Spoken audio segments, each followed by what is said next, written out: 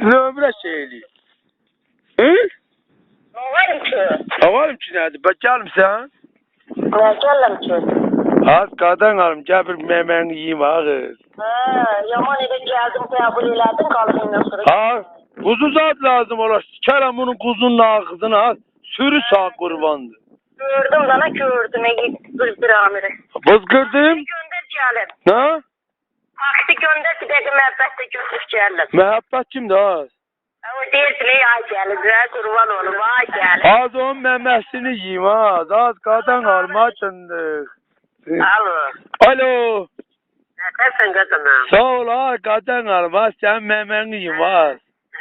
Ne var ne yok? Sağ olasın, yaxşı olasın, balan sağ olsun. Niye beni böyle tındıksız koysunuz ben dünyada? Sen bizi hava çağırdın. Ben hava açım eşeğe kayıracağım. Eşeğe dodağından öpürüm. Dallıkçıdan da hevesim ölü. Indi neymiş sen bizi çağırdın. Eşek lazımdı sana. Qatan hanım gel ha. Seni burada yıkıp eşeğeceğim bağlamınca. Hakkı havak gelebilirsiniz. Alo. Haydi. Canın canı deyirəm hakkı havak gelebilirsiniz. Öyle bir dakikada gelebilir. Yok bir dakika yok bir dakika öyle özümü siken lazımdı bu asfaltın kırağında. Ala bir gözelle danış. Bir görüm. Ne de? Az kada gelim az mıtık sen bilsen. Sen karnında zuval mı kana dönsün ne be ha? Az sen bilsen.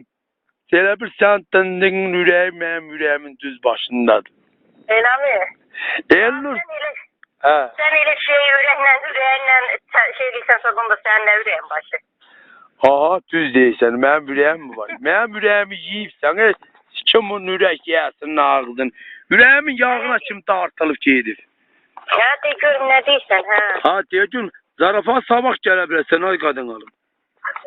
Bak değilsen 20 manat taksiye bir de gelin. Vay bulet 20 manat taksi hesapla.